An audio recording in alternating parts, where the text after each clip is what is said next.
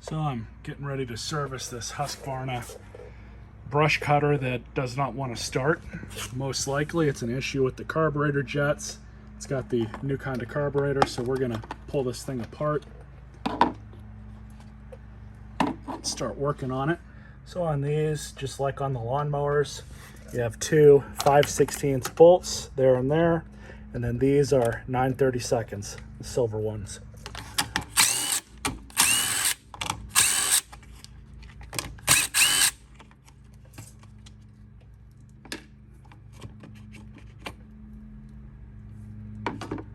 So I'm gonna pinch it off just so we don't leak any more fuel into the carb. And then use my handy fuel line separator here. There we go. Now we can pull the dirty old carb off. Now you can take this cover off, take the fuel tank off with everything still attached. Some say that makes it a little bit easier, but it's not hard to take this off. You just kind of got to angle it a certain way. And all I'm trying to do is just angle it so I can get the front linkage off here. There we go. And this one's easy. Just go like that as you drip fuel everywhere to the workbench. So I'm just gonna let it drain out. I don't think there's much fuel left in this thing. Separating the bowls on these is pretty easy. If you choose to use an impact to remove them, that's okay. Use an impact to reinstall. Probably the easiest way to remove these bowls is with patience, first of all. Second, I like to get a big screwdriver in, just like that. And you can see we separated that lip. Just like that, really simple.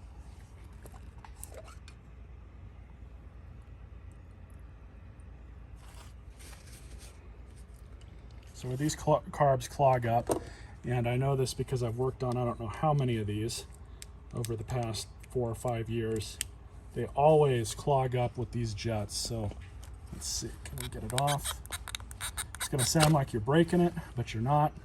This one came out pretty easy. Now you can look over and check the rest of this, but these carbs, the rest of them are pretty much okay. You're not really gonna have a clogging issue with them. You can check the needle if you want in the seat. All you have to do with these is to just pull the pin out. Just like this. And then there's that. You can see the needle. That's in good condition. The seat is in good condition. There's no need for alarm there, so we can just reinstall this. On these new carbs, really, unless I see like a ton of debris inside them, I don't even bother pulling the floats because I've never seen an issue. But all you have to do is to get the float pin back in. Just kind of be careful. Take your time, definitely. Just like that. Perfect. So now the offending part, these like to clog up, it'll focus up here. They like to clog up inside of here. So what you're gonna have to do, rock it back and forth so you can separate the lower half of the jet. And we can see here that these are a little clogged up. So we'll look at this. This is just a 20 thousandths piece of wire. Nothing special here. This is not clogged up. I can see that it's in really good condition. But these, on the other hand, you just get a piece of wire. You just shove it on through.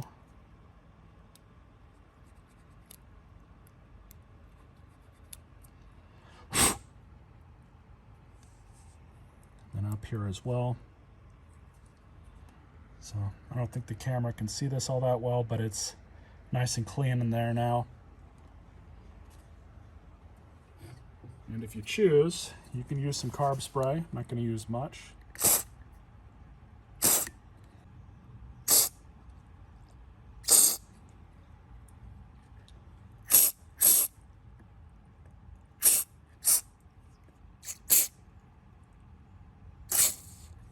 we go. Clean out the bowl.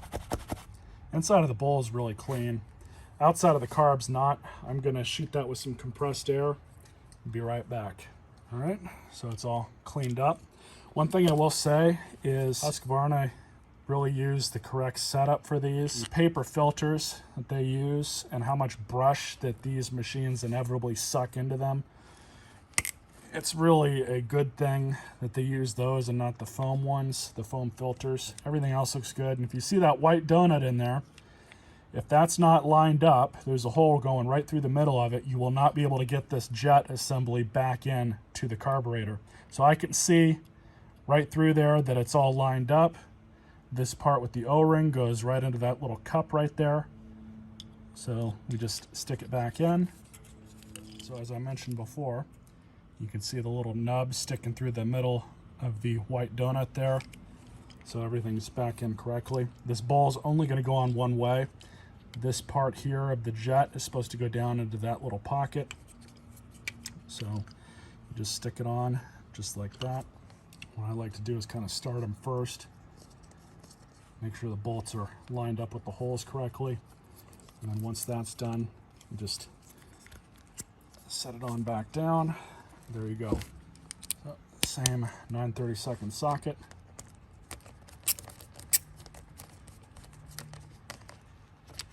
These do not need to be tight.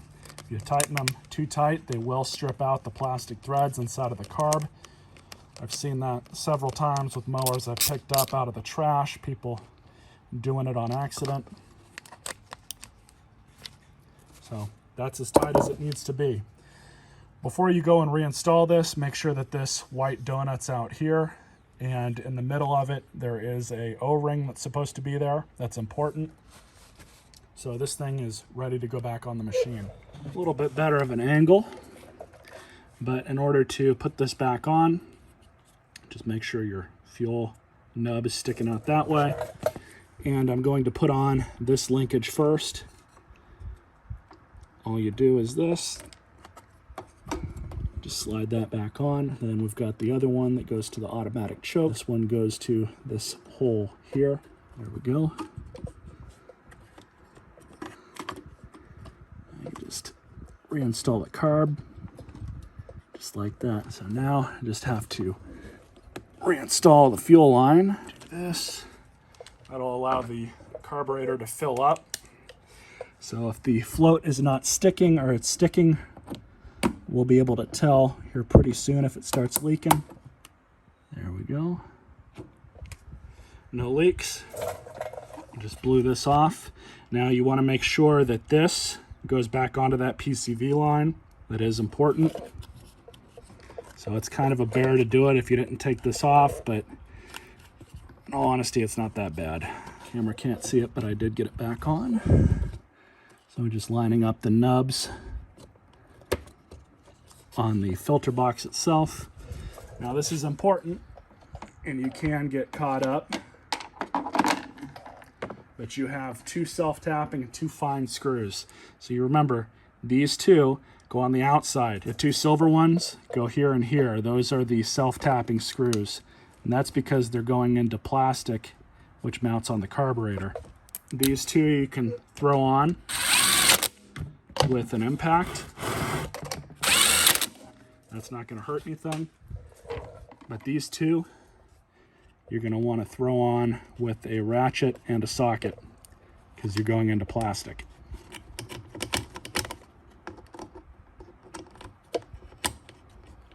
So I don't have another one of these. I'm just going to blow this out with my air hose and then we'll reinstall it. So I just blew out the air filter. I'm probably going to end up replacing this because I'm going to keep this machine. But sticker back on. Cover back on.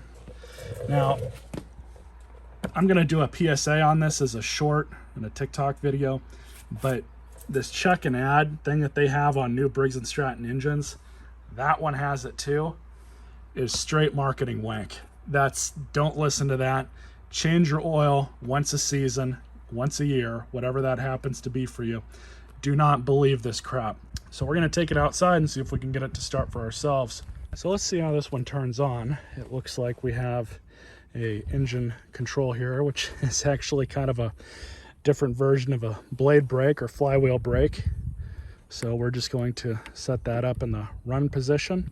There's no primer on this unit. I did check the oil inside, but I forgot to get it on camera. The oil is clean.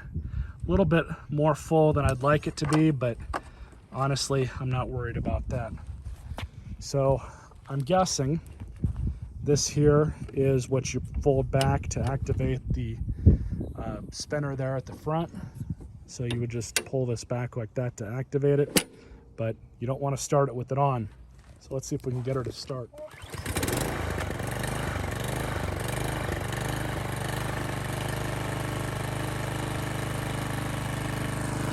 Not bad.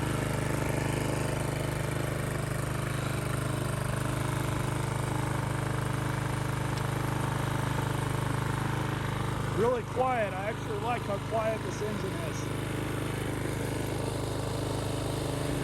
So